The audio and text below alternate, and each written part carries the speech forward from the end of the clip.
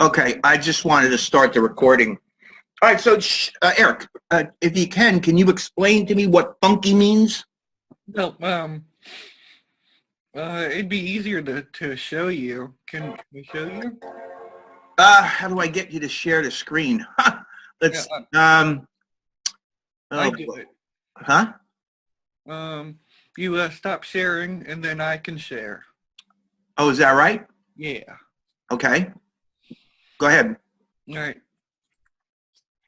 Take a moment. Mm, You've done this before? yeah, I've done it with other classes. Okay. Yep. Eric Scott has, you're right, I'll be darned. You're amazing, Eric. Yeah. Yeah, it's funky. It has those little lines, and Yeah. you zoom in. All right, let me explain what the story is. All right, I got it. It's not a problem. It's not the problem you think it is. Okay. Sometimes the application creates these very strange little graphic lines and stuff when it displays on screen. Mm-hmm. But I am told that usually when you export it to a JPEG or to a GIF, these don't, they kind of go away and you get a normal image. That's what I'm told. So, I mean, what I think you should do is probably not worry about it too much. Continue doing your label. Okay. And get the work done. All right. I will. I can experiment with that easy enough to see if I would, if I were you, just to check that out. Mm-hmm. I would export that to a JPEG and see what you get. Okay, I will. But that's what I understand, that sometimes in the display of this on screen live like this, these crazy little artifacts appear, these weird things. But when you export it to a file, they go away. So I hope that's correct. I'm telling you what I've been told. So, because I mean, I get them too sometimes. I mean, when I'm working on them, I get them too sometimes. Okay. All right. Well, yeah. Hopefully, they will go away. Yeah. Well, good. Thanks for the advice. That's the best I know. I mean, you know, you give it a try and see if it works.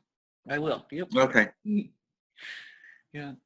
Now, do you know how to unshare your screen? Yeah, just press the stop share button. Oh, there you go. Look at that. You're amazing. Well, I try.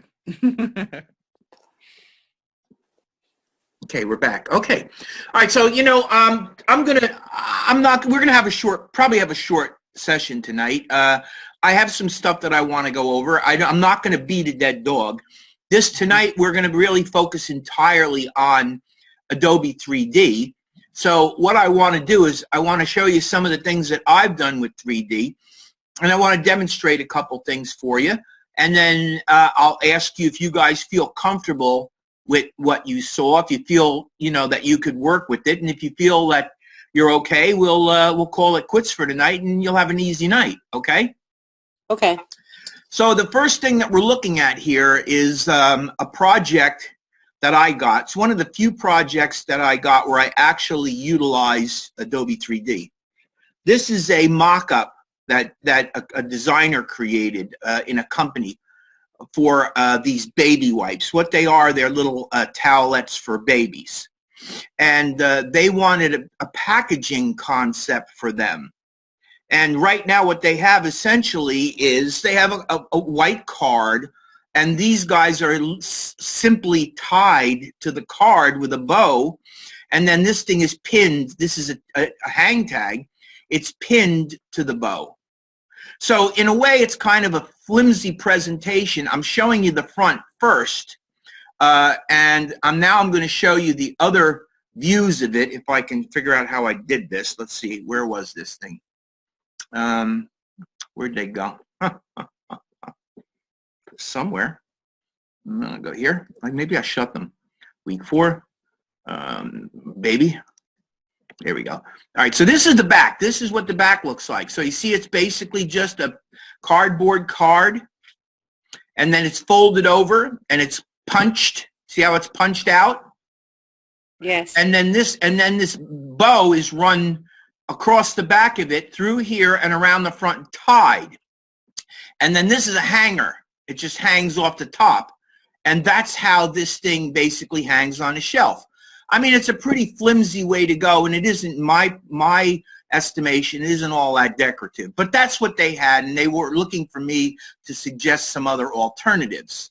And then, of course, this is a picture showing the card measurements. It's approximately 7 inches wide. You can see where they're going with this. And, of course, this shows me that it's about, I don't know, maybe 4.5 to 5 inches high. That's where they're going with it. See, and you can see that that's punched there, too. See, there's like a die cut there, die cut there, die cut there. This is the hanger, and this would hang on one of those pins in the store. You know, you've probably seen things like this, right? Yes. Yeah. So anyway, that's basically what they sent me, and they wanted me to come up with some solutions. So I'm going to show you the solutions that I came up with. So this is the solution. This is the first one. Let me go to the View menu and fit artboard and window. Oh, so I got the wrong one. Okay, let's go to the front. Oops, I got to go up to the top row. So my first solution was something similar to what they had, except mine was a little bit dressier in that I created a heart, and it's the same basic principle. There's your little hang tag. That hang tag would, using the same sort of device, it would attach to this bow. This would still be bowed on here. And then there's the back of the card. And the back of the card would just be this little thing flipping over. And the front of this card would be where this bow comes through. And this would sort of hold this. This is the top part. If you opened it up, this would be attached to the front. You get the general idea of it? Yes. Yeah. And then, of course, this would be the hanger in here. So that's my first thought on this. It's obvious, it's simple, and not incredibly creative. But I thought and again, I just used these graphics to show what the towelettes would look like. See what I mean? Yes. So it's a mock-up. So that's the first one. And that I did just because I thought, well, you know, let's try one real simple, because I have no idea what they really want. I don't know how far they want to go with this. So that's the first one that I did. The second one I did, now we get into the 3D modeling stuff. So here's what I did with the second one. I decided that what I was going to design would be a tube. This would be an extruded tube. And then it would have an end cap, which would be the same end cap, top and bottom. This would have an opening in it and the opening on the bottom too, because it would be made the same way. And of course, your little hanger would go in there. And this tube would be printed. 2-color printing, white and red.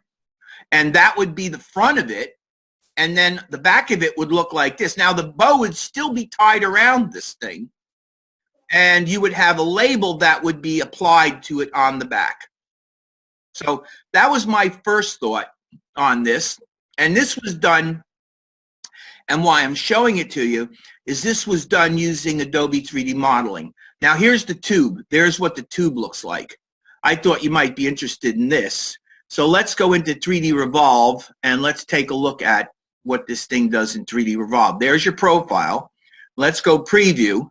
And now I can just kind of move this thing around, and you can see that I got the tube here. Okay? Pretty cool, huh? Yep. Now, of course, that tube right now has a cap on it.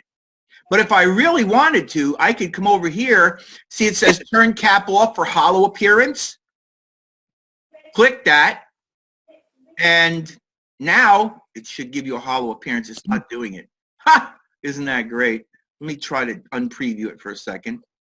See, sometimes what happens is when you do this, it gets a little cranky. I wonder if I'm looking. That's what it. Yeah, they sometimes have a little trouble redrawing itself. They tend to want to. It tends to want to not do what you want it to do. Well, anyway, it's giving me problems. It just simply is not showing the hollowness of it, which unfortunately, not much I can do about. But anyway, this should be, I should be getting hollow because that's what this does. and ultimately it's not doing that. So you can trust me on this, that this thing should be and could be hollow. It doesn't seem to want to do it tonight. But I can literally turn this tube all around, you know, and that's what's really great about this 3D model. But that's basically one of my ideas, would be to create an extruded tube and then a cap. So if I go back to, let me hit cancel. If I go back to Lemoore, and if I click on this, okay, and if I open up 3D Revolve on it, once again, you'll see that this is basically a profile. And if I hit preview on the profile, I can maneuver this object around as well. You see how I'm maneuvering that object around? That's what that object looks like. Isn't this great? Yep. So that's essentially what you do. Now, what I want you to understand about this particular design is I have three 3D modeled objects. I got this top piece, this bottom piece, and this center piece. So ultimately, you're going to make three profiles. You make the top profile, the center profile for the tube, and the bottom profile for the cap. Now, in the end, you're only going to look at this thing sideways. So you're not getting the full benefit out of the 3D, but it still gives you a wonderful illusion of a 3D object when you look at it. It's much nicer to do than anything that you could do by hand. That's why it's worth doing. You see my point? Yep. Yeah. So that's the second one that I did. And I'm gonna hit cancel on this one as well. And then I'm gonna move over to the third one. And basically what this is another approach, which would be, instead of a 3D extruded round surface, this is a 3D extruded rectangular surface. So this would be basically clear plastic. And again, I couldn't make it totally clear, so I had to make it a little bit filmy for you to see this. But it would be pretty much clear plastic printed. And then these two caps would sort of fit in. You see how they kind of fit in? They snap on it. And then it would be closed together with the bow. And that would be the front. And then on the back, you'd have the same thing, where you'd have a white sticky tag that would attach to the back.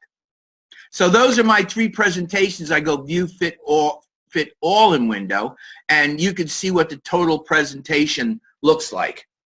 And again, two of them were done with 3D modeling. So why I'm showing you this is because I wanted you to see something that really represents a real world use for this this filter, or these filters. Obviously, this here is a 3D Revolve, that and that, 3D Revolve. These are 3D extrudes. So I'm using both in here. You guys get it? Yes. Yeah. So, I mean, do you guys think that you understand and could handle stuff like this? Ultimately, if you get a little bit of effort, does it make sense? Oh, yeah. The most important thing for you to understand is that, just like everything else, opacity figures into this, and layer order, stacking order. So in other words, in order to make this look proper, let me zoom in on it. Okay, in order for this to look proper, you have to have the correct stacking order, which means that this cap has to be behind the tube in order for it to look like it's sitting inside the tube. And this tube object needs to be partially transparent so you could see the stuff behind it and the cap, which has snapped into it. You understand? So this is really not a full color. It's a semi-transparent 3D revolved object sitting in front of the inside stuff and the cap. So it really, when you look at it, view, fit, artboard, and window, you get the feeling that you're looking at an actual three-part tube that snaps together. Mm-hmm. So that's the important thing for you to understand. You can use multiple shapes, and you're going to do that when you make your bottle. You're going to use multiple shapes. And you need to think about, it's like when I showed you my website last night, and I was telling you about the pens and how I made those pens and whatnot. I use different sections of my objects, and I made sure that if I wanted them to be in the proper order, I had to think about what sections would be the front sections and what sections would be behind those sections in order to give the illusion that that is a one-piece pen or a highlighter or a felt tip marker. You understand? Yes. Yeah, and of course, then it's really just a matter of coming up with, and again, these things are all they are, and again, I'll show you, all they are really, they're just this. They're just little edge. You're just basically defining the edge of the shape. What does the edge of the shape look like? Once you define the edge of the shape, depending upon whether it's an extrude or a revolve, that edge will do what it's supposed to do. This, in this case, this is a revolve, so you're going to revolve it. This also could be an extrude, but if you make it extrude, it'll look totally different. It'll look just like a piece of or like maybe a piece of curved plastic that runs out. You get the idea? So what's the major difference between extrude and revolve? I guess the best way to do that is to show you. So let me go into Tube here, and let me move this Revolve over. gives you a circle, and extrude gives you any other shape. Okay, so here's a rectangular shape. This here, let me click this. This here is that shape right there. It's nothing more than, and actually, that probably should be that. Okay, really go to artboard and window. All right, so really what that is it's just an edge. It just shows you what the edge of the shape looks like. You need the edge of the shape at least in order to revolve the object. So you're going to create an edge of the object to define what that object looks like. You then select it and you apply your 3D revolve to it, and that's what you end up with. That's what you get. Now, that's a revolve. This is an extrude. You're going to go to the effects menu, 3D, and instead of using revolve, you're going to use extrude and bevel. You're not even going to bevel this. You're just going to extrude it. So click extrude and bevel, and let me move this out of the way, and you'll see what I'm talking about. Oh man, I moved it down. Hit preview. And there it is. There is what an extrude does. It literally just pulls this thing out, making it whatever shape you want, like a bar, or you can bring it down until it's a wafer. You can make it very thin. Keep going down until it's very, very thin. And that's 0. Let's put something on it. Let's put, now see, it is also, the other problem with this, it's also jumpy. It's really hard to, there, I got 3 on it. Let's see if I can get that. There we go. See, there's 3 on there. You can see the edge on it. See it? Yes. Okay, and then the nice thing about this, of course, is you also can move this thing around. And this isn't the only way you can move it around. I tend to like this way. I think this way is kind of interactive, and it gives you, as you notice as I'm moving this object around, watch these numbers over here. These numbers move around to give you an idea of how you're moving the object and what you're using. So if I come back in here and I start extruding this thing out again, okay, then I'm starting to get a thicker shape.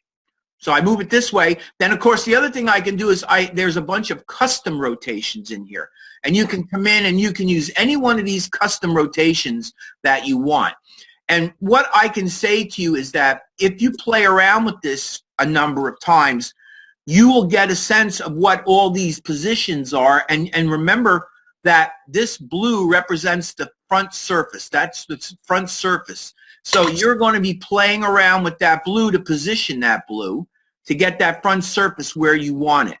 And then all you got to do is play around with your light source. You can change the lighting any way that you want. You can add new lighting anytime you want, and you can control the direction that the light goes in. You can send lighting to the back of an object, and you can also play around with the intensity, the light intensity of the object. So that, well, actually, let me bring it to the front, and then let's play with the light intensity of the object. So it's 100. Let me bring it in just a little bit more, so let's see if I can get it to see a little bit better. Oh, I didn't bring it to the front. There we go. Now it's in the front. Now if I play around with the light intensity of that light, see, I can bring that light intensity down. You see how that light is kind of darkening it? And I can control it. And I can put as many lights as I want on this thing. I mean, I can put another light over here, bring this light over here, and I can control the light intensity of that as well. So I can kind of play around with the lights any way that I want and get what I want it to look like. So that's the revolve, that's the extrude. And then, of course, you can map art onto your object. So here, if I map this art, I don't really have any mapping that I can do with this, but I have different surfaces. Now, there's your front surface right there. You know how we know it's the front surface? Because it was the surface, and we put that at the top. So that's your front surface. So if you want something on the front surface, you got the front surface. You can put something on it by just simply coming in here, and you know, I just mapped a vector grime on it. You see how that works? And then if I want, I can choose another surface. That's the bottom surface, and I can put a vector grime on that as well. Now, of course, we can't see it because the bottom is not showing. So let's go to surface, let's go to the side surface, let's go to the front, this front showing surface here now. And on that, let's put a ribbon on it. Okay, so now we have that. And I'm going to hit OK for a second. So now I got a couple of things on these surfaces. So now what I can do is I can start playing around with this, and I can start rotating it around, and I can start seeing the other surfaces come into play. See, there's my bottom surface. It's got something on it. There's my top surface, got something on it. And if I roll it around, the front surface has that on it. So you can put anything you want on these surfaces. The only thing you have to keep in mind, it's very simple to do. All you have to do is keep in mind that you're going to be working in the symbol palette right here. See that? Oh, I have to hit OK. You're going to use the symbol palette. Okay, so the symbol palette, anything that you put on this object has to be a symbol.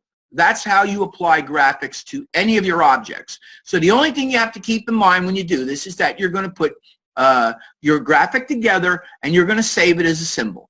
And once you save it as a symbol, you can go in and you can generate your 3D object, and you can choose whatever surface you want. Now, you have a couple of different options here. Obviously, you got more surfaces with this because this is an extrude. This is a revolved object. The surfaces that you have here would be quite different. If you click on this and go 3D Revolve and hit Preview and click Map Art, I have 16 surfaces. What does that mean?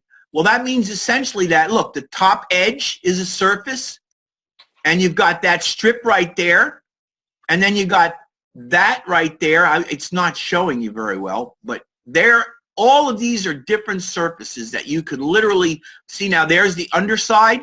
You see what's happening? We're going down through the different surfaces. There's your face. Now, there might be a front face and a back face.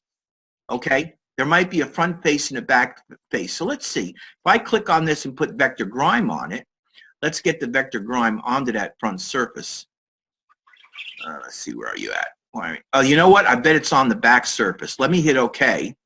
And now let me revolve that thing around to the back, and let's see if I see it on the back surface, which is what I expect to be able to see if I get it around there. There it is, and I'm not seeing it. Where are you? It's there somewhere. Oh, wait a minute. I saw it. I saw it. I saw it. There it is. Oh, and it's gone again. I think I saw it. I don't know why it's not showing. There it is. It's right there. Okay, but for some strange reason, it just isn't. All right, so let's go back and let's map art again. And let's try, there it is. You know why? Because it's really not on it, I guess. Let's hit OK and see if that helps it. Let's see if we bring it back and let's see if we can find it. There it is. See it? So here's the deal. You have, unfortunately, with this, you have a front and a back. So you have to think about that as well. When you go to put this stuff on this, you have to remember that there's a front surface and a back surface. So sometimes when you look at this, it'll show you that surface, and you'll say to yourself, ah, there's the front. But keep in mind, there's also a back.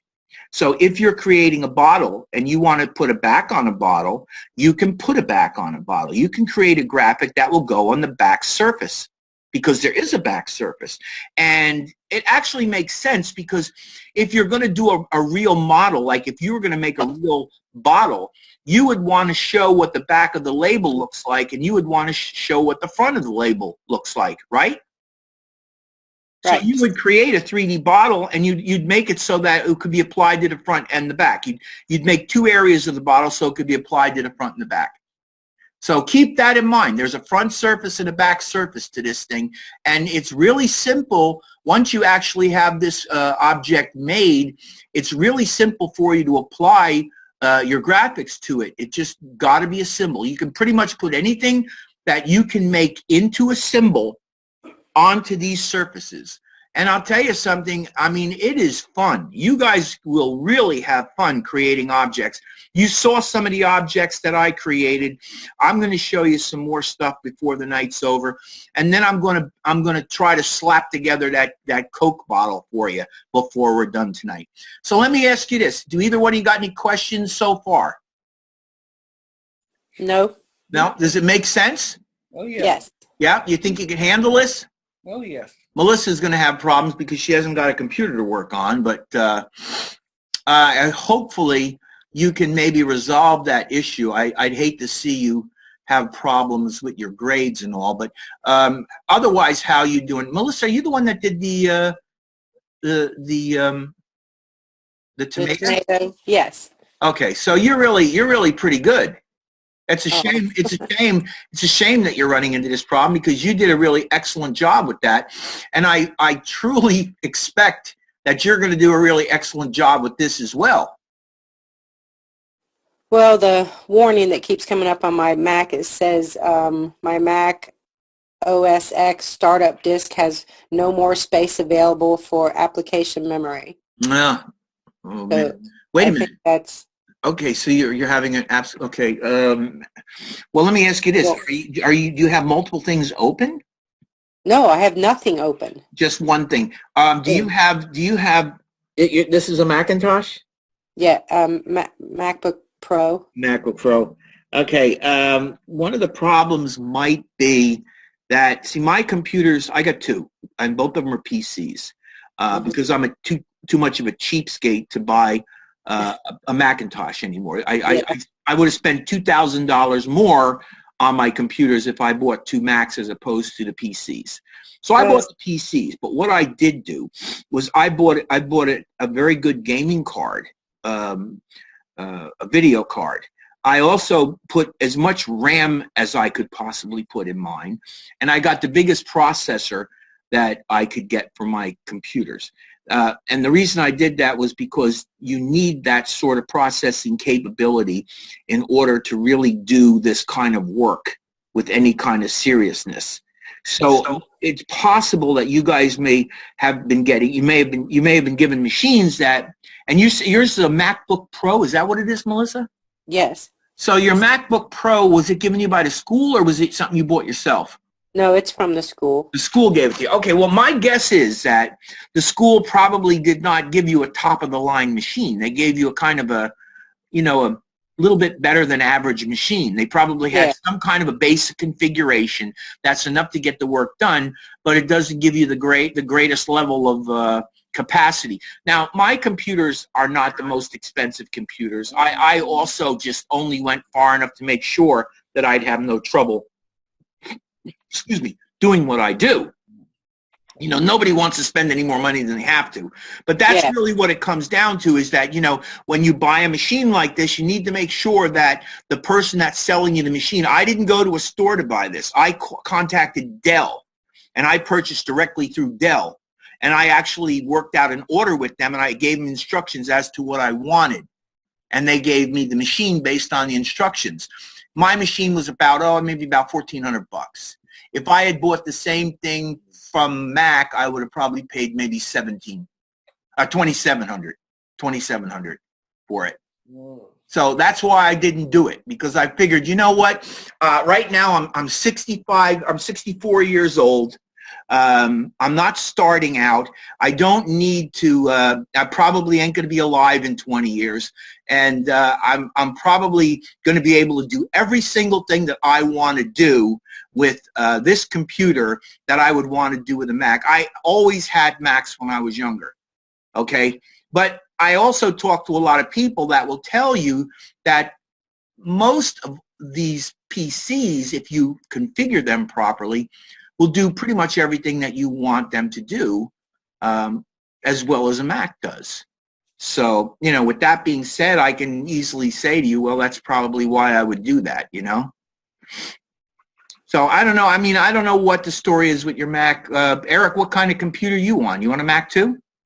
Yeah, I'm on a school-issued MacBook Pro. MacBook Pro, okay. And I asked them if I could upgrade the RAM. Right. And they said no. They don't want us touching it.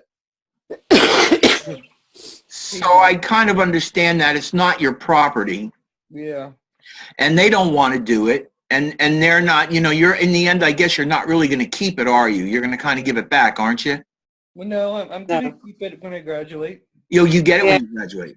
Yeah, we get to keep it. Okay, I wasn't sure about that. I didn't know whether that was the case or not. Yeah. Somewhere along the line, I got the impression that they were taken back at some point. That doesn't make a lot of sense anyway, because why would they want to take it back to hand it to another person? Give them a new computer, you know? They're taken back if you don't graduate. Oh, if you don't graduate. Yeah, well, of course. I mean, well, that makes sense, you know? But if you graduate, they give it to you. Okay. All right, well, you know. 2 or 3 years old, so it'll be antiquated anyway, but... Yeah, but they'll find something to do with it, you know? Yeah. All right, so so far you're all good with this, right? Yeah. Yes. All right, let me hit cancel on this, and I'm going to get rid of this since we're done with it. Save changes, no. I'm going to get rid of the Lemoore. Oh, this is the other one, by the way. This was my other version, Baby Bubbles. I decided that I would try something kind of cute. And again, with the die cut, this is die cut. You see how that die cuts?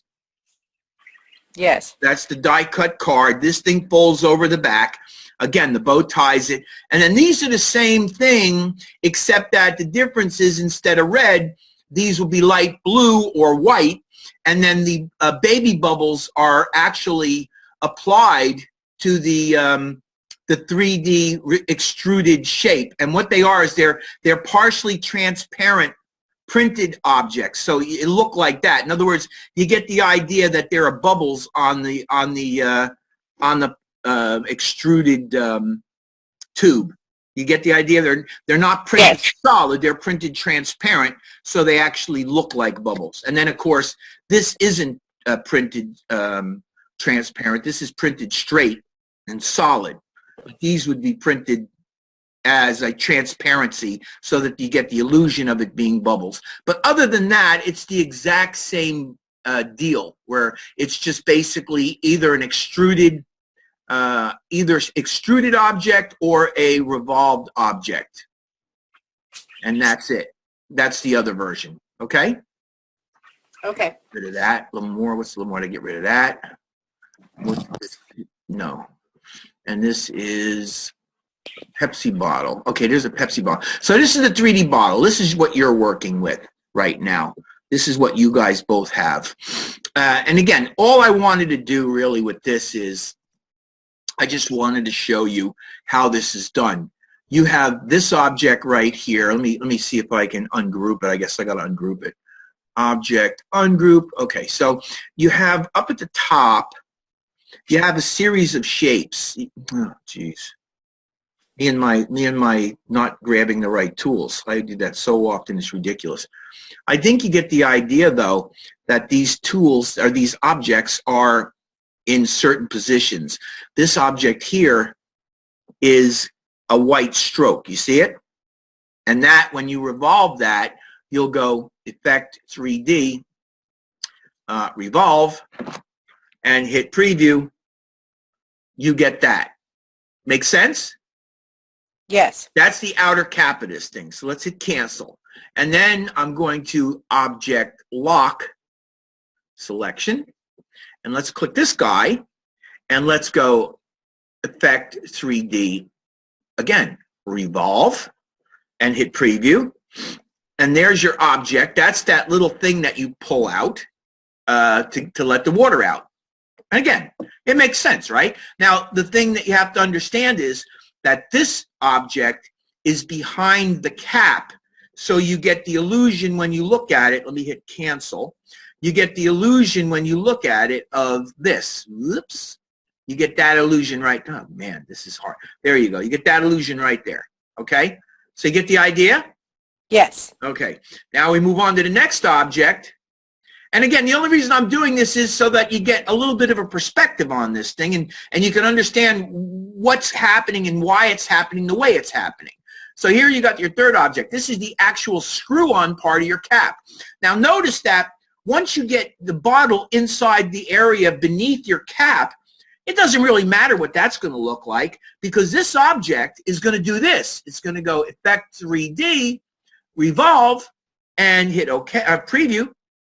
And this thing's going to revolve around, and it's going to look like that, and it's going to hide what the top of the bottle looks like. And you don't really need the top of the bottle. So there's an order to way this goes. That's the important thing. Let's go Edit, Undo, 3D Revolve. There's an order in the way that this thing stacks up. And even if you don't fully understand it right away, just think in terms of this. What do I want to appear in front of what? That's the way to think of it. So that white cap is going to appear in front of the red object. Where the hell is it? I can't find it. Did I lock it? Oh, this is. Oh, you know what that is? I know what that is. That's that little thing in the middle. Effect 3D Revolve. You did Preview. It. That's the little thing in the middle. That's the little thing that looks like when you pull this up, that's what's sealing it. You get the idea? Yeah. Yeah, so I almost missed that piece, but that's also part of it, okay? So you just got to think about this, all these things to make this object. And then, of course, down here you got your bottle and Effect 3D and revolve that and hit Preview. And there's your bottle. Your bottle is basically set. Now, just let me scroll up a little bit so I can, let me hit OK on this for a second. And this is the next thing I want to point out to you. I think this is really important for you to understand because this is what really makes these things look cool. You, as a designer, when you create this thing, you need to be very conscious of these little guys right there. Those are your anchor points. Those are your construction points. By creating little lips and stuff like this, you can create these great little edges. See, that little edge that you see there protruding is created by that little object that you made there. So if you make that nicely, you're going to get a really beautiful, well-formed edge. That's what you want. Now, all these points will affect your render. Now, you notice how there's a point right there, and there's a point right there. You see them? Yes. Okay, but I want you to, I'm going to zoom this up a little bit. I went too far. Sorry about that. Let me go back down. What I want you to notice is that even though there's a point there, and there's a point there, because the person who rendered this thing was very careful to render that perfectly, you don't see anything there. You see that? Now you have to have that point, and you have to have that point to render the edge in that area. That you understand, right? Yes. Okay, but if you do it carefully, if you're really careful about how you do it, you're going to get a beautiful, clean curve. That's what you're looking for. So this is a lot to do with control and understanding that all these points count, and you don't want any more points than you need when you do this particular thing. Now here's the other part of this, and this is where I really like this. In this area here, let me come down and zoom out a little bit. You zoom out. I want to get a little more of this so you can see it, because it is kind of long. This area right in here, this is the area that you're going to want to put your label in on this particular bottle. Now, the bottles are always different. They're not all the same. But in this particular case, what you want to do is you want to sit your label in here, in this area here. So what they did was they actually created a slight little scalloping in by a couple of points here and a couple of points there. And notice when you do this, you get this beautiful, look at that beautiful curve that you get there. It really is incredible. And I got to tell you something, if you were to try to do this any other way than with this revolving, you'd go absolutely nuts trying to do this. Do you know what I mean? It would be almost impossible to come up with something as sweet as this. So that's the important thing for you to understand, is that use as few points as you need. Look at the highlighting and stuff you get on this. It's just great. And as I go down the side of this, there's a point here, and then there's a point here, and those lines are controlled very well. And then really you can just go straight to the bottom here, because it's no problem. What it'll do is it'll ultimately still wrap itself around and give you the proper curve. Let me go View, Fit, Artboard, and Window. And again, I'll deselect this thing, and you'll see that if you're careful, you get a beautifully rendered bottle. I mean, that bottle looks pretty good, wouldn't you say? Yes. Now, I mean, you know, I'm saying this for whoever did it. I didn't do this bottle. I really didn't. This is nothing. I had nothing to do with it. It was supplied to us for this particular project. You can go in and you can create your own bottle. I'm going to create this bottle here in a minute just to show you, have me do it. And I'm going to tell you flat out, I am not going to spend as much time as this person did with this, because I just, you know, I don't have the time to do that. You know what I mean? I have about an hour and 10 minutes left, or 15 minutes left. And I got some other stuff I want to show you first. So more than likely, I'm not going to make it quite as nice as that. But I just want to impress on you that when you do this, you want to start off with something from the side. In other words, this is the revolved object. But if you undo the revolve, this bottle was generated. Oh, you know what? I got to select it. Hold on. Let me get it all selected. Well, actually, it's only the bottle that's there. Let me hit that, and let me take it off and delete. See, that's actually a side shot of the bottle. You understand? You Yes. don't have to put any. You don't have to put any curves or anything into it at all. What I generally do is, if I'm going to create a bottle or some kind of form like this, the easiest way for me to do it is to go online and grab one of these right there. Go find yourself a model, and you bring the model in, and you lock the model down, and you go in and you build from that model, and you'll get a great result. I mean, you know, if you go online, you're going to find, geez, maybe 20 or 30 dozen different types of bottles, you know, and you can render any sort of bottle you want. I've made wine bottles. I might even have a wine bottle that I can show you. I'll show you a couple of the other things that I did. Well, here's an aluminum can that I did. Okay, I think I showed you that last night. Yes. Here's an aluminum can. And somewhere I have, let me see, go object show all. I don't know whether I have it in here or not. No, I don't. So, View, zoom out. Yeah, I'm not sure. What? So how do you make a bottle that looks clear? The only thing that you can do is you can utilize transparency with the bottle. It's never going to be completely clear. It's going to take a lot of extra work to make the bottle do this. What you're going to have to do is you're going to have to settle for something darker, and then you're going to have to come in here and you're going to have to create additional shapes that sit over top of it and blend them in using effect, blur, Gaussian blur. And you're sort of like doing it backwards. It's not really transparent at all. It's just you're adding light areas of color to a darker bottle and to give the illusion of that transparency. It would be a lot of work to do it, but you would have to do it that way. In other words, this doesn't have the capacity to work the same way. And maybe one way to do it would be, Melissa, for you to use a duplicate, make a duplicate copy of this after you create it, and go in and put a mesh over top of it, more or less like you did with the tomato. Yes. And add lighter colors to the mesh to create that illusion of transparency. It's not transparency so much as it's the product in the bottle that you're looking at. You see what I mean? You're not looking at a transparent bottle. It's not empty. There's soda in there. So what you're looking at is you're looking at the soda. So you'd have to go in there and you'd have to try to play around with colors, maybe with a mesh. And you know, you can do this. Let me just go to this aluminum can for a second. You can do this. I can duplicate this. Watch this. I'm going to duplicate that. Okay. I didn't do it. Hold on. There. All right. Duplicated it. Okay. So now I got two of these guys. And what I could do is I could go to the object menu and I could go rasterize. And I'm going to rasterize this thing. There you go.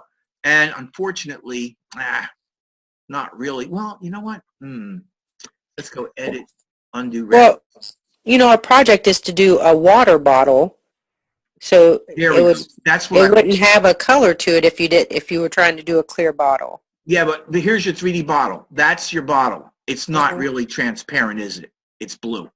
See what I'm saying? That's supposed to be a bottle, and it's not transparent. The only thing that you could do with this is you could select the bottle. You could come in here and you could select the bottle, okay?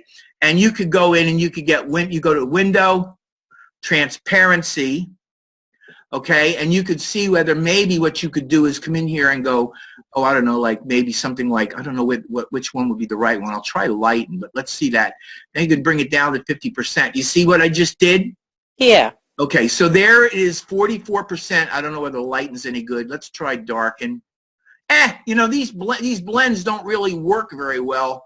But there now you've got something that begins to look more like a transparent object. But at the same time that you're doing that, what's happening is you're knocking out a great deal of your detail, because this thing isn't really as sophisticated as a real 3D modeling program. If you had a real 3D modeling program, you could probably take this way further than this. But you could see that you could head in the right direction by doing this kind of thing right here. Just literally, you know, selecting it. And of course, you'd have to just be careful to select only, and I'm not using the right tool here. Let me get the right tool.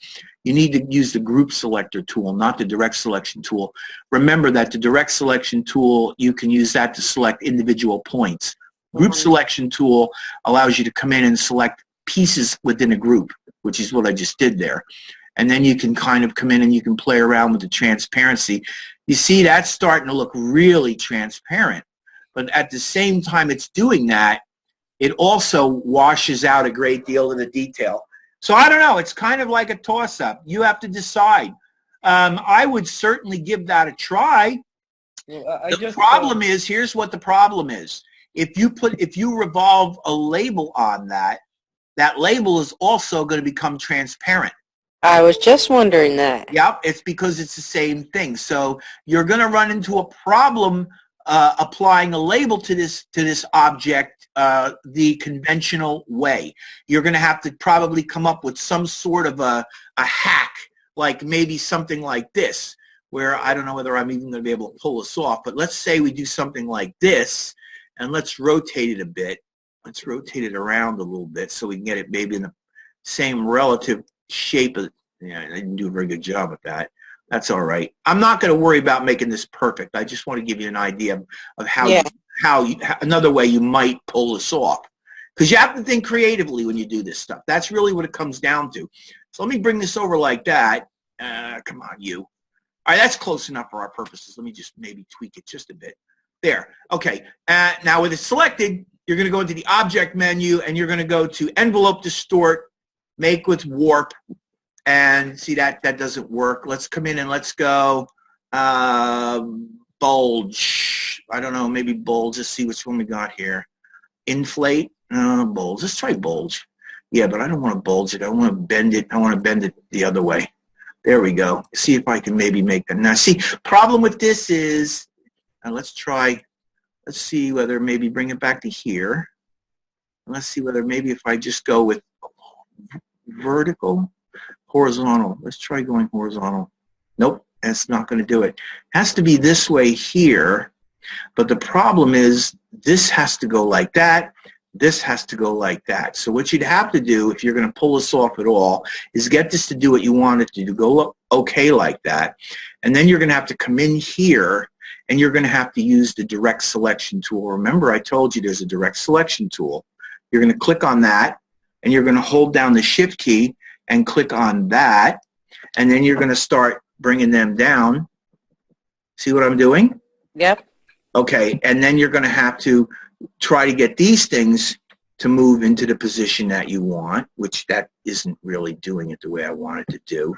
This one here, move it like that. Let's see. Yeah, this is something I'm just tinkering with this. I mean, you're gonna really have to play with this a little bit to see if you can make it work. And you can even redirect that line like that. And if you play with this hard enough, and if you fool around with it enough, you really probably can pull this off. See this thing here and this thing here has to be tweaked just so. And you see what I'm doing? Yep. I'm getting somewhere with it, but it's going to require some tweaking. And again, I'm just giving you some general ideas that you can play with. That's what this is all about. The best way to learn this stuff is to look at somebody who knows a few things, which I do, and then you go in and try playing the same way that I'm playing with it, and you'll ultimately come up with some success. Now, again, view, fit, artboard, and window. I think you can see where this is going to head in the right direction if you give it enough time and effort with it. Okay? Yeah.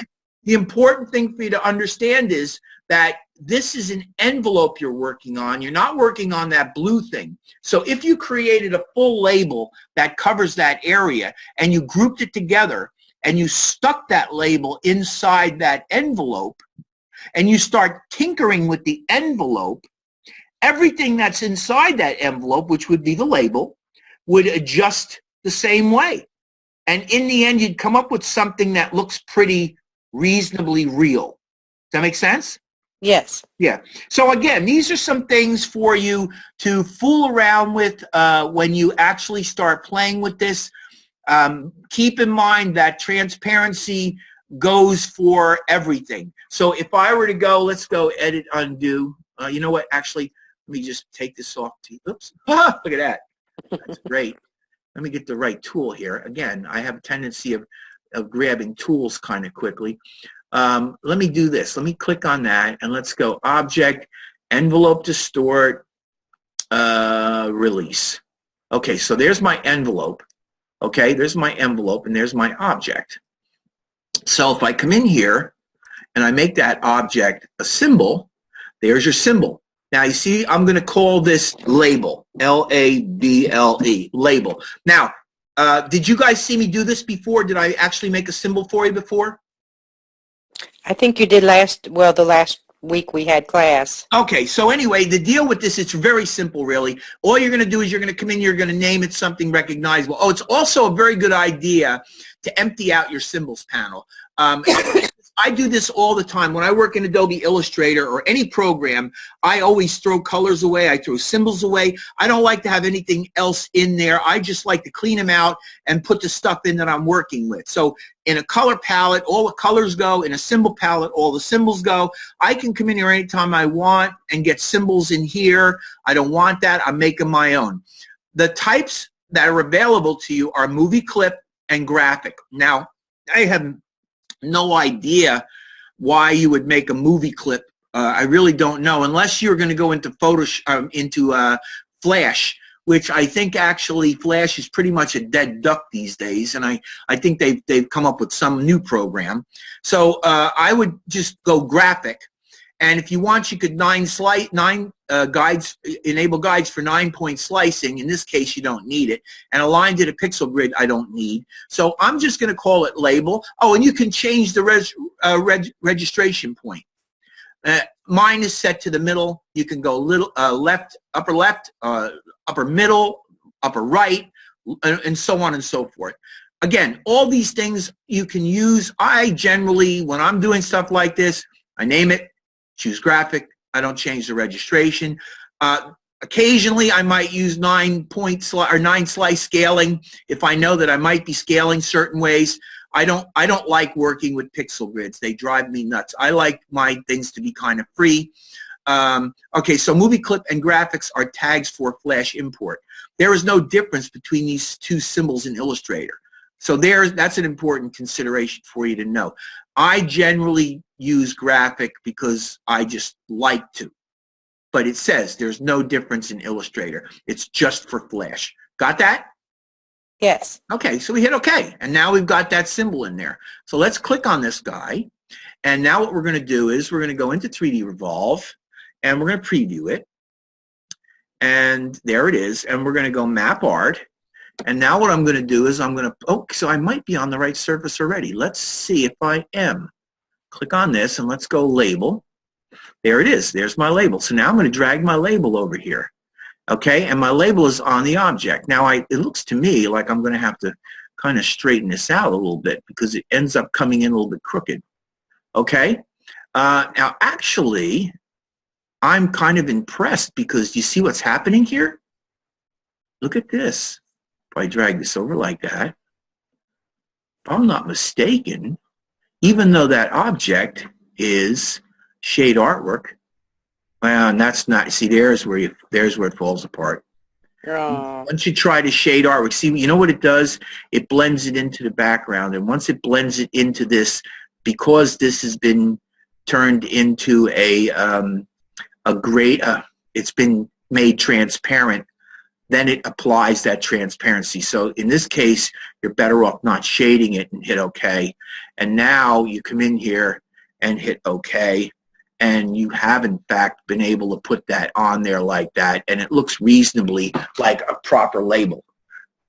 So there, you might consider that as well, okay? Okay. So you can go in and you can make this a Now, another thing that you can do if you want to go to the trouble of doing this is you can create inside of this bottle, you can come in here and you can create a beverage inside that bottle. So you can come in here now and you can do something like this where, and again, I'm not going to go nuts trying to do this, but if you come in here and you click and you come over and you drag and you click, okay, and if you click and you come around like this and you click, this is, again, I'm not going to do this real well, just going to do it quick so that you get the general idea of it. And you click on that guy and then you click over here like that. And then you come over here and you click over there, okay? And then actually what I need to do is I need to come up here and I need to click on that again, and I need to come over to here. Okay, so now I've done that, and I'm going to change that to a stroke, but this time what I'm going to do is I'm going to apply a different color to it. So I'm going to come in here and come up with something that looks sort of like that. That's probably good enough for my purposes here. And I'm going to let it go at that. Now let's see what happens if I select this, go to the View menu, Fit Artboard and Window. Let's see what happens if I do this whole thing together. Let's go Effect, 3D, Revolve, and hit Preview. There. Now, the problem is that hit Cancel. The problem is that this is in front of that. So I'm going to go Object, Arrange, Send to Back, right? You understand what I'm doing? Yes. When I actually applied that fill, that color of what's inside the bottle, you notice that it was much stronger than the bottle itself. And that's because it wasn't in the right place. See, that's what I was telling you. It's important. Now let's see if this doesn't look a little bit better. Select all this and go Effect 3D, and let's revolve that, and let's see what we get. There you go. Now, here's what I want to do. I'm going to hit OK for a moment, and now I'm going to come in here, and let's see if I can come in and grab that right there. Oh, no, wrong tool again. See, again, I got to be careful because I don't want the direct selection tool. Eric, are you there or are you sleeping? Yes, sir, I'm here. I'm watching. Great. Yep. Okay, so now what I'm going to do is, and I actually got 3D Revolve. I got 2 3D Revolves on here. Now what I'm going to do is I'm going to come in here and I'm going to go to the opacity. I'm going to bring the opacity way down on this. There you go. See that? There you go. So you can see the content inside of the bottle, okay? But it's probably a little flat and a little extreme. So you have to play around with it and get it. You know, first of all, it's got to be selected. You have to play around with this a little bit until you get something that looks real. You know? So basically what I think the problem is with this is that, again, this is kind of flat as well. So if I go Object, Lock, Selection, now I click on this guy, and I can do the same thing with this. I can come in here and I can make that somewhat transparent as well. And now you've got something that will start to look a little bit better. But it doesn't have the same feeling as this have of light and shadow. I think in order to do that, I'll go back to what I was saying to you before. What you have to do is what I just did here. You see what I did there? See what I did there? I expanded this. Let's go edit, undo, expand appearance. So this is my shape, right? And the rest of this is all fake. It's all an illusion being made up by the program. But if I select this, if I go Object, Expand Appearance, I end up expanding the whole thing.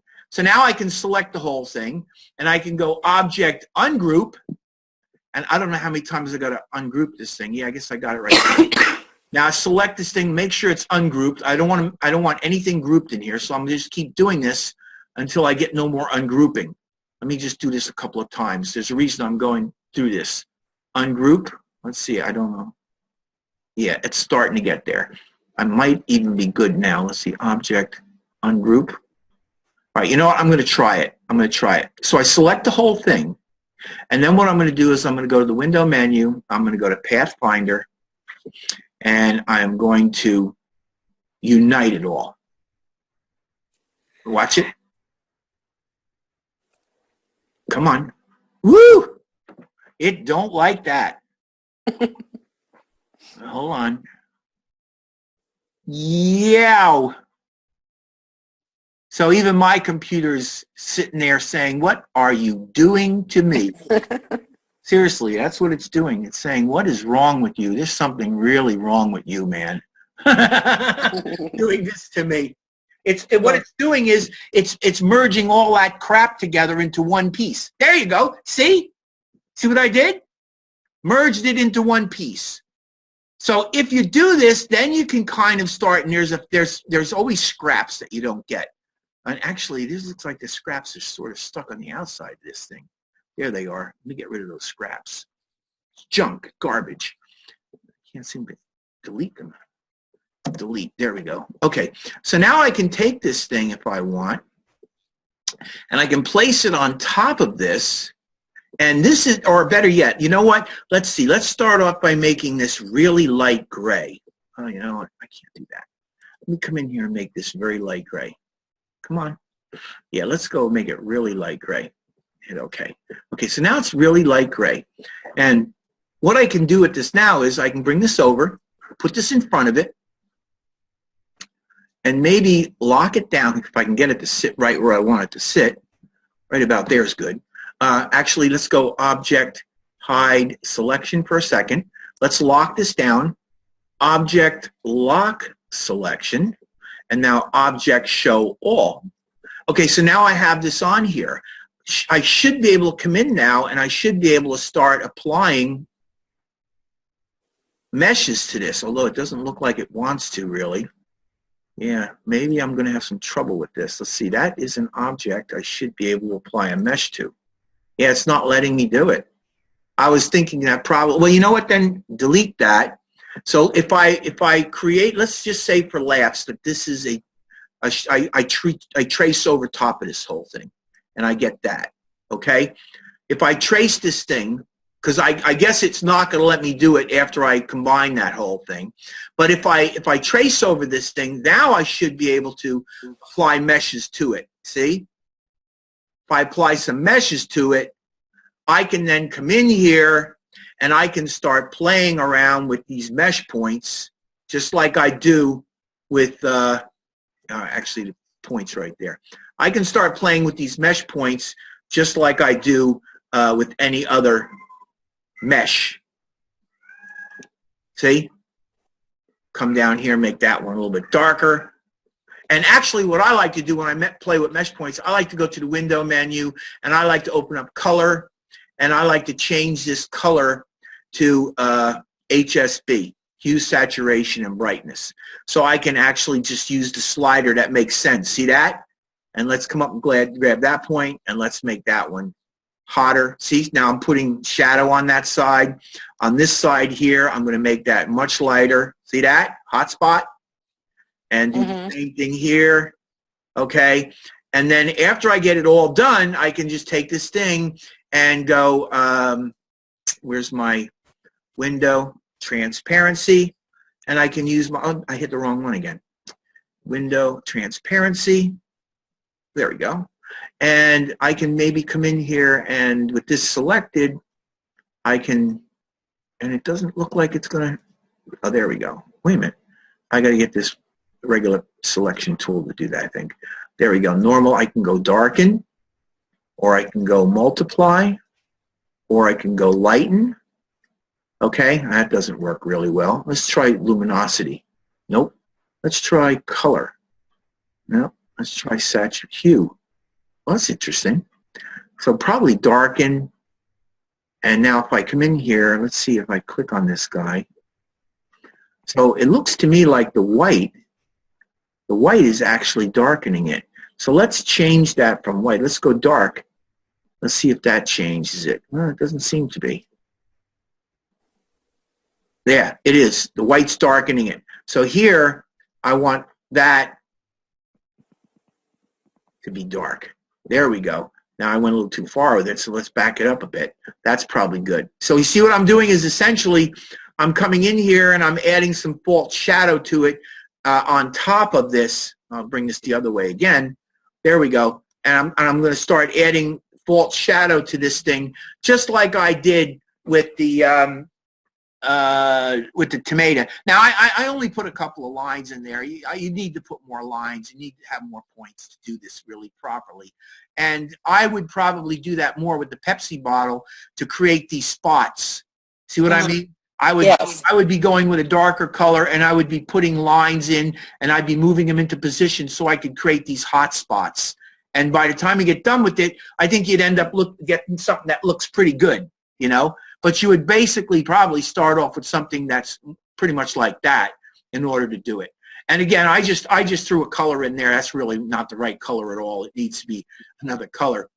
What's great about this, though, is you can take this thing and you can select this, and you can come over here and you can change that color, any color that you want. It doesn't look like it's really showing very well. Let's see if I can make it a, let's see what happens with green. There you go. See how it's changing the color? See that? Yep. Look at that. There you go. Now you're getting somewhere. There you go. And let's see what happens when you go red. Yeah, look, it changes the color. So you can change the colors on the fly with this too. There's a lot of things that you could do with this to make this thing look really cool. You could even, like I say, you could even over-exaggerate the edges on the inside here. I didn't really work very hard on the edges to get it. I just kind of threw it together to give you an idea. But there you go, okay? So what do you think? You guys understand a little bit more about this? Yes. Not too intimidating, is it? Yeah. No. No, it's not intimidating. Yep. I got it. So I actually got one more thing that I'm going to do, and then I guess we can call it a night. Unless you have something you need me to explain to you, or you want me to show you. You know, again, this is our last meeting, so if there's anything you want to know, you know, please feel free to ask me about it, and I'm be more than happy to explain it to you. I'm just going to quickly come in here, though, and I'm going to kind of throw together this Pepsi bottle. I probably don't even need to do this because I think you get the idea. But there might be some others out there, object lock selection, that might not have it yet. You know what I mean? So here's my Pepsi bottle, and I have a guide out already. I actually moved it. I'm going to go to the View menu and go to Guides, and I'm going to unlock my guide for a second. So here's my guide, and the guide really wants to be more or less in the middle of this thing. See?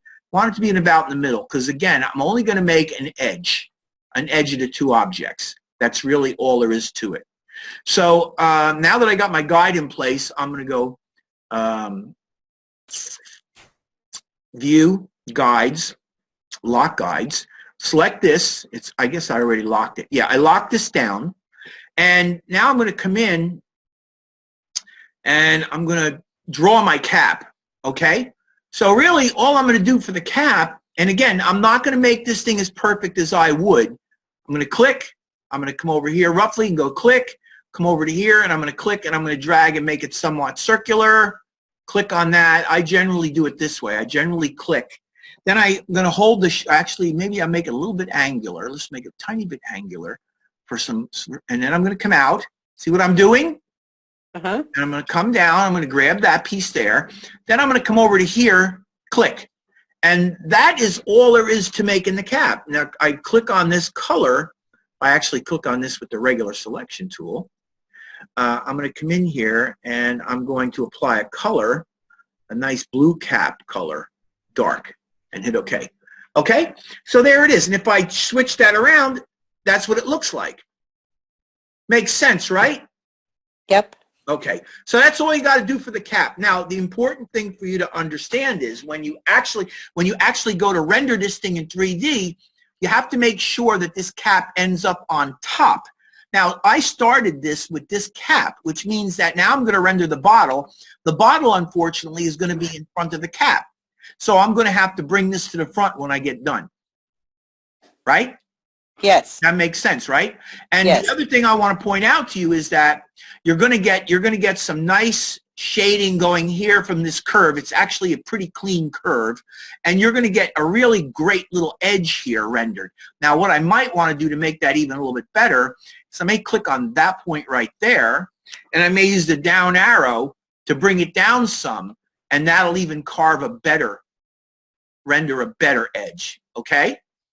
Okay. All right, so now what I'm going to do is I'm going to come in here with the pen tool again, and I'm going to click in here, and I'm going to come down, and I'm going to click here. Then I'm going to come out to about here. Then I'm going to come down to about here. I'll come over to here, and I'll click down to about here. And then I'll come around to here, and I'll click, and I'll start to make something a little bit curvy. Whoa! Got to be careful to let this thing kind of go the way it wants to go, but control it. Not bad, not great. Like I say, you know, you kind of need to work on this a little bit. Now, you see the way this line is extended like that? If I were to come over here, and click that point, actually that worked out pretty good. It threw the line from that point right on over to there pretty good. But it doesn't always work that way. Sometimes the line goes crazy on you. And what I generally like to do is I generally like to click on that point, which then gives me a straight line segment, which I can then come down to where I'm going to go next, and I can click, and I can just curve it slightly to get what I'm looking for, which would be about like that. See, and that point is not too good. So I'm going to tell you right now it's going to end up being not too good. So let's go Edit, Undo, Pen.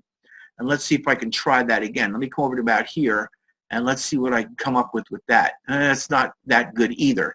Let me get the direct selection tool, and let's see if I can maybe improve it slightly, because it really is, it matters. The points matter. You'll see, I should probably not make it perfect so that you can see what happens when you don't. That's probably what I should do. Okay, so I'm going to not make it perfect. You're going to take a look at that point when we get done. You'll see exactly what I'm talking about. So I'm going to keep working my way down. I'm going to get my pen tool. I'm going to click that point again here. Then I'm going to come around on the curve, and I'm going to drag to make the curve. And see, the problem I'm having is, let's go to the view menu, and let's go zoom out.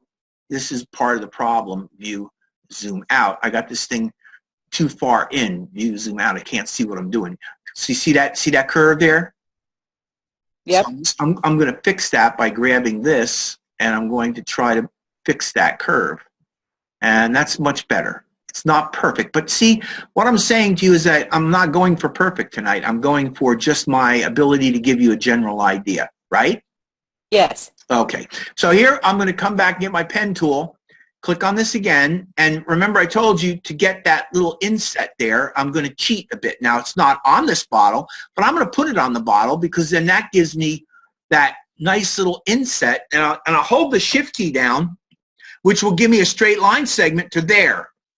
Then I'll come back out to the edge to get that bottom one. Now, again, I can adjust this anytime that I want to get it more perfect. I'm going to click on this, Control Z. I actually clicked on the wrong one. I don't need to click on that. That's really what it is. And I'm going to click, and let's make this, actually, let me go to here. Right, and now I'll click to go around the curve a little bit. There we go. That's the ticket. And now click on this. I'm going to come into about here, and then I'm going to create an inner curve, sort of like that. Okay, you follow me so far? Yep. Okay, then I'm going to come down to about here, and maybe just a tiny bit of a curve. And by the way, it's probably better to do this with a stroke.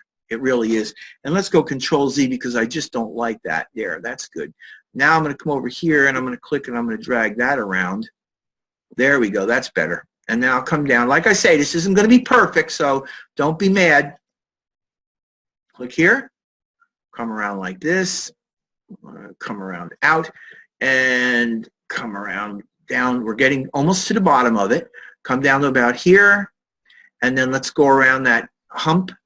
Do that little area right there, sort of like that. There you go. See, I'm following it fairly closely. Now, here's the thing that I want you to understand.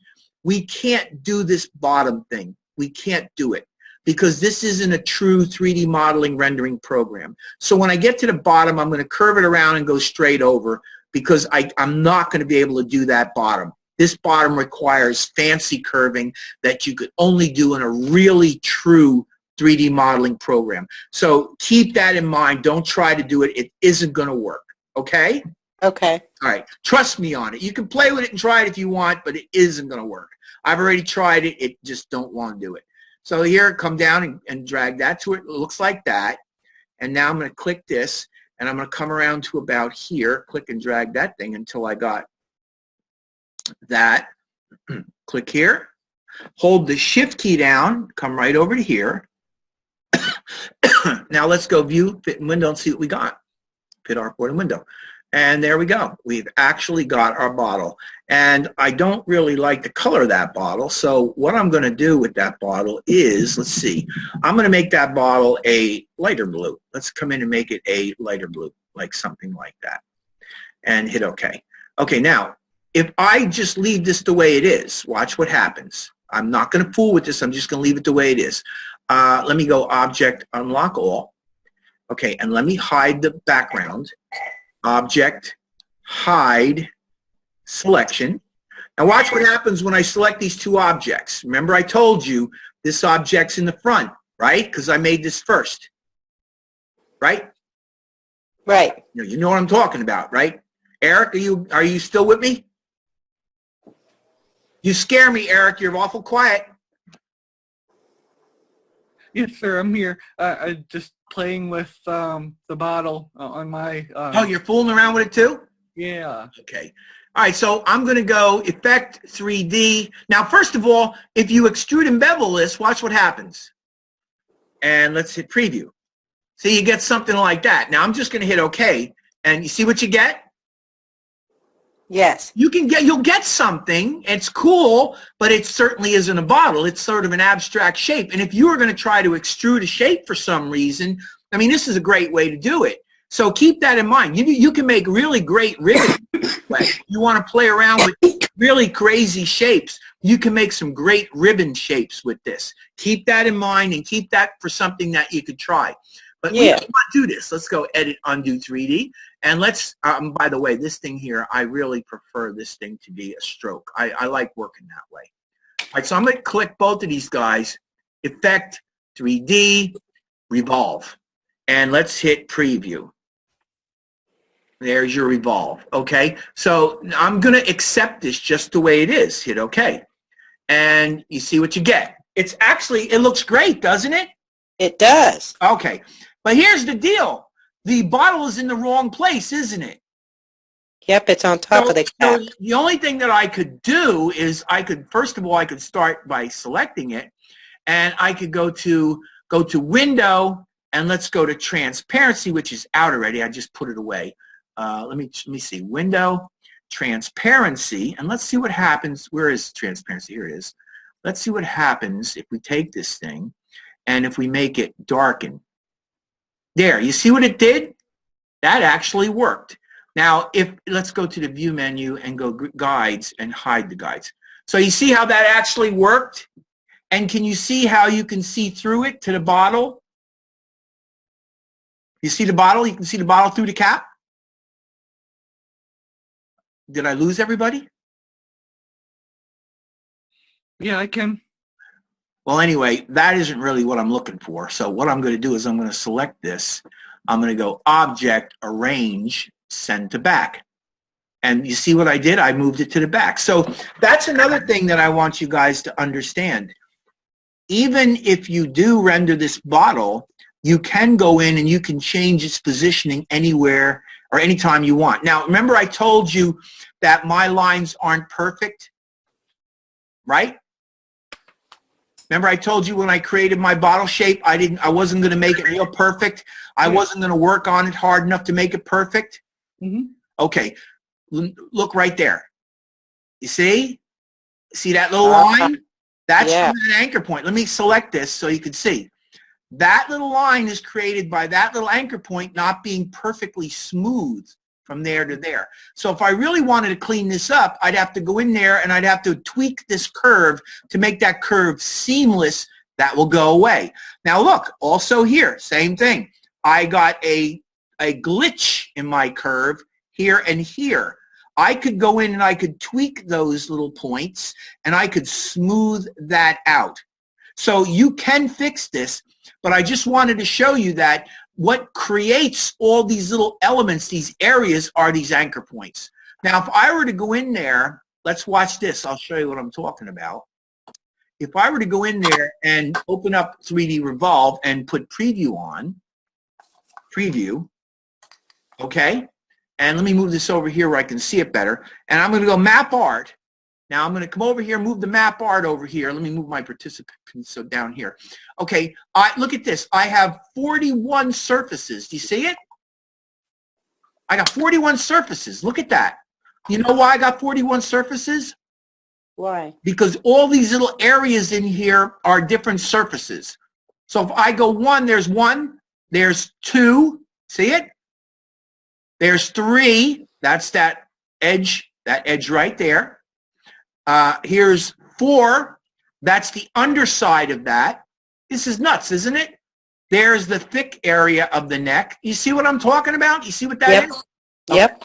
And you can go on. There's your neck. It goes right to my bump. That's the area right to my bump. And I can go 7. There's the shoulder area. And you can just keep going down. There's the other part of the shoulder area. All of these are little areas that are separated by these anchor points. And you can keep going down. That's that underside. Down, down, down. Isn't this great? Look at that. That's wild, isn't it? So really, if you wanted to, if you had the need to, you could literally apply graphics to any of those areas and customize this shape with any kind of graphics that you want to customize it with on a shape by shape or an area by area level. So there you go. That's basically the name of the game. Now I'm going to hit OK for now because we're done, and I'm going to hit OK to leave it 3D revolved. That is my creation of a bottle. It really doesn't look too bad, except as I want to point out to you, and I'm not ashamed to say this because I fully expected this, I was not really super careful with my, you see the edge? You see how the edge is a little bit crooked in there? Yeah. These anchor points are creating slight variations on the edge. The smoother you make these edges, now you'll still have those sections because anywhere there's a point, it'll create a section. But what I would like to get rid of is I'd like to get rid of that little line there. So I would tweak the points to get that line gone. And down here, they're actually even more so. So I've got some glitch problems in here that I'd have to correct to get rid of them. In reality, it's possible that you may have lines like that on your 3D model, but the whole key to this thing is in trying to control what you do. You want this line like that. You want that line like that. You want this area like that. See, that area looks really good up in here. This all looks great. This area looks really good. And the bottom area looks pretty good. And this area looks pretty good. But there are a couple of little things that, you could clean up on this and make it look even better. And there you go. You good artboard and window. That's it. That's how I do that. You can see that, well, let me see what time it is. We started this thing at around maybe 8 or 10 after. It's 8:31. So it wasn't even a half hour, and I was able to do this. And what I was doing, just so that you understand, is I was teaching you as I did it. I basically just explained the whole thing as I did it. So, I mean, I was not really rushing to do this. I was actually trying to do it slow so that, you really got a sense of how it's done. So if you went in and you started playing around with this thing yourself, you could probably do it in a matter of minutes. And if you've done this 10 or 12 times, you're going to find that you would definitely be able to do it in 10 or 12 minutes, because it isn't that difficult to do. And most of the hard work gets done by the program. Biggest problem for you is to come up with a very clean profile. That's what the big problem is, or the big issue is with you. So if you click on this guy, what I really like about this is you can go back in here and, 3D Revolve. Let's go in and 3D Revolve it again. Let's hit Preview. As I say, you can start moving this thing around in 3D. Now, the problem is that these are two separate objects. So this will happen. Oh, and by the way, notice that the top's open on this. You see the top's open on it? Yes. The top's open on that one? Yep. I hit OK. Now, what you're going to have to do here is you're going to have to click on this object, and you're going to have to move that object over, and you're going to have to place that object where it belongs. That might happen. Or if you want, you could be real cool, and you could place it up like that, and that looks very cool as well.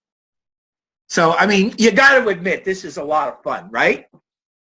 Looks like fun. It's tremendous fun. So all I can say to you is, I mean, I'm really done here. I think I've pretty much covered it. I didn't cover every single thing, but I don't think I need to, because if you go in there and play with it a little bit, I think you're going to get excited, and you're just going to keep exploring with this. And it's really, and one of the most important things to remember is once you get these revolves going, you're always going to use the appearance palette. Don't go back up and put another effect on it ever.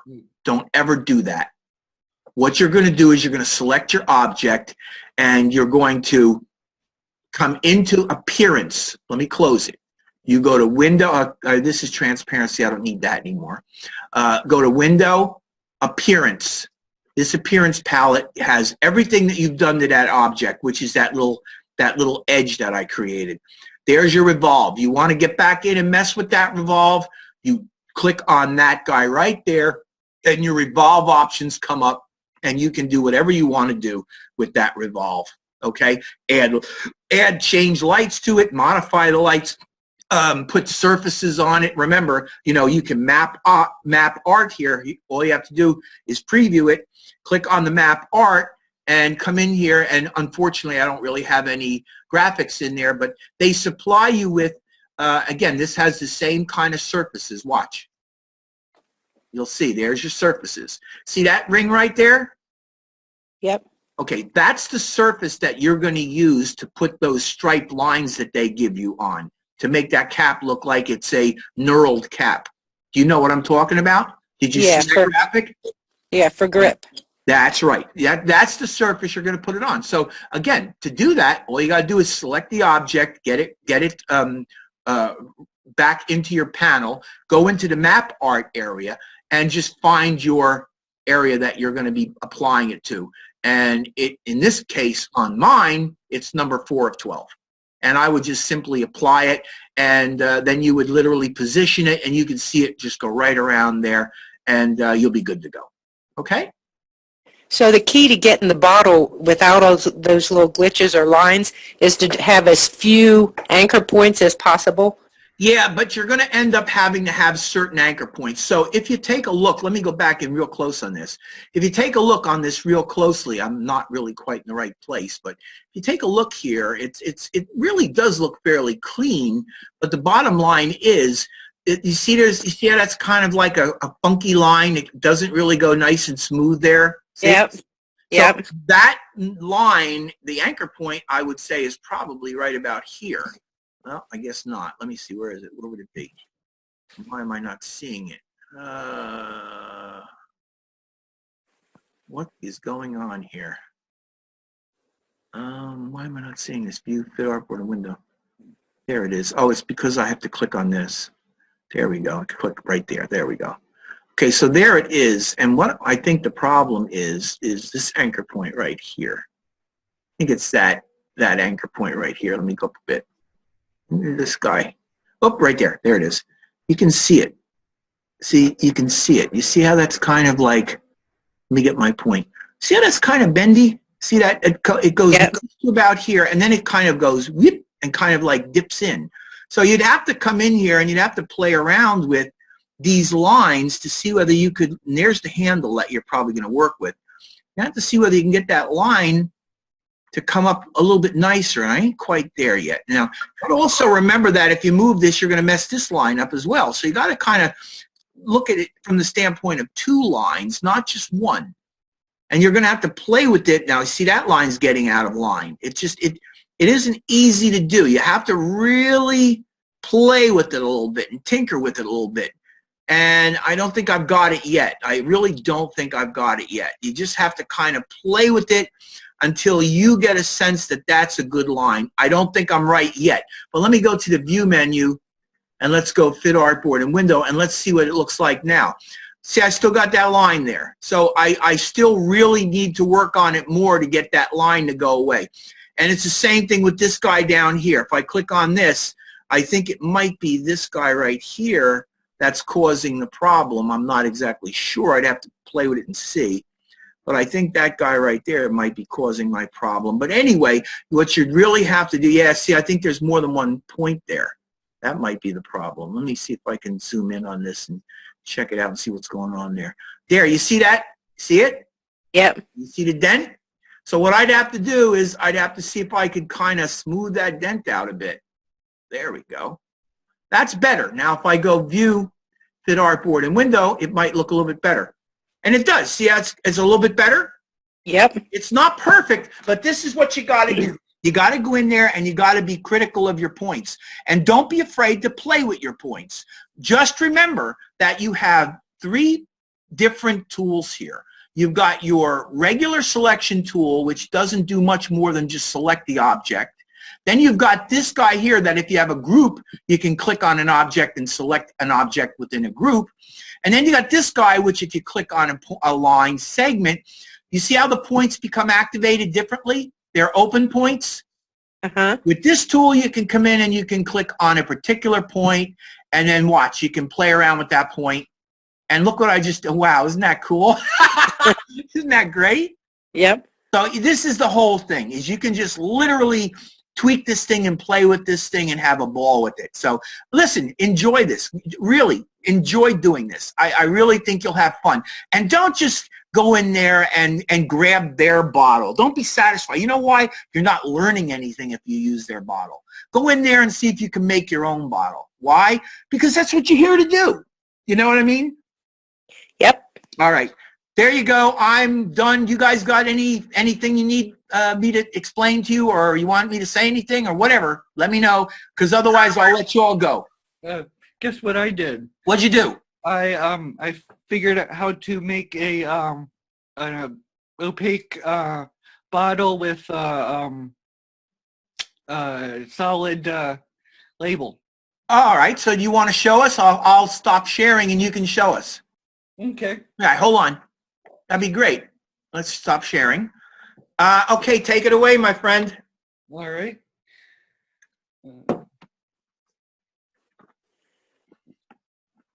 Okay. All right. Okay. So here's what I did there, and I can go in here and oh wait, first got it selected. Then the 3D Revolve to stop that. All I did was just simply put a rectangle right there where the label should be. Right. grouped it in, selected it all, and Revolved it. revolved it. Yeah. Well, wait, before you do that, so what you're saying is this has been made transparent before you revolve it. Yeah. Okay, Well, this is not. This is opaque. Yeah. This is transparent. This is sitting in front of your bottle. Yeah. So when you revolve the whole thing together, you get a transparent bottle, you get an opaque label because they're separate objects. Brilliant. There you go. Now you're thinking, man. That's what you want to do. That's perfect. Excellent. Did you get that, Melissa? I did. Great. And this is the key to this whole thing. You can create a whole bunch of different shapes. If you wanted to create a secondary label, you could create a second area of color somewhere else. Like, it all comes down to what you really are trying to do or what you really need to do.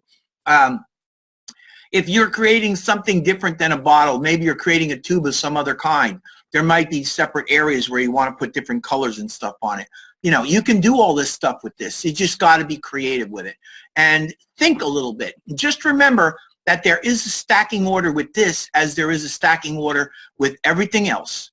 And the stacking order will govern how this thing looks. But even after you render this thing in 3D, you can still select these objects individually and change their stacking order just like you would in any other regular graphic that you create in Illustrator. Mm-hmm.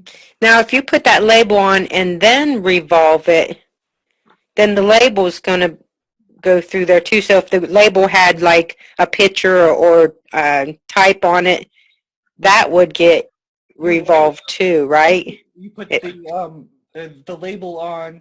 You put the actual label on top of that. Yeah, you have to. You know why? Mapped. You can't. You have to revolve. You have to revolve an edge. Yeah. You have to. As a matter of fact, he doesn't even need this to be green. All he needs is a green line. Well, and I think that would work. Yeah. It's an edge. You'd have to still put a label over top of that green. Yeah. What you could do is you could put transparent background label on top of that green, have a green label with the object sitting on top of a green label. Yeah. Or, I mean, again, he used green. Doesn't have to be green. It could be whatever color you want. It could be white. It could be whatever. You get the idea, though, right? Yep. I used green because it hides those leaks better. Yeah. Which when I exported it, it did clear up some, but there were still some leaks. Really? On the JPEG. Oh, that's too bad. Oh, yeah, it might be your computer. It might be the processing power in your computer. That could be it too. But I was told that usually if you see those little artifacts, they call them artifacts. Yeah. You see those little artifacts, usually when you export them as another file, an export file, those artifacts are supposed to go away. So, you know, I don't know exactly why they didn't, but they should. Yeah. Huh. But you got to remember too, this is Adobe Illustrator is technically a 2D program. It's not a 3D program. It's absolutely astounding that Adobe Illustrator has the ability to do 3D stuff like this. And I will tell you probably by the time I'm dead and in the ground, they will have probably turned Illustrator into a phenomenal 3D program that I will be crying that I wouldn't have the opportunity to play with. Because I really enjoy this the way it is, and I certainly would love to see maybe 10, 20 years from now what they do with it. They have the ability to make this program extremely easy. These people are geniuses. And if anybody can make an incredible 3D program simple, these people are the ones that'll do it. Yep. One more thing I should point out is... Go ahead.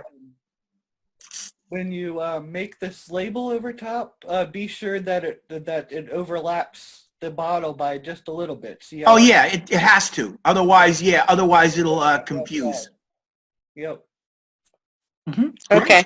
One little detail to well, thanks for doing that and showing us. I think that's terrific. Yeah, no problem. Okay. So that's the end of the meeting. I'm done. Unless you have questions, I'll call it a night. Thank you very much. Okay. Did you have fun? Yep. I did. I thought this was fun. I enjoyed doing it. If I'm enjoying it, I hope you guys are enjoying it. Yep. Okay. Enjoy. All right. So good luck with your final projects. I really enjoyed having you both in my class. I'm glad you guys showed up because otherwise I'd be very lonely here. Yeah. I expect to see some great things out of you. So you have a good night. Well, Thank you, you too. Bye-bye. thank you very much.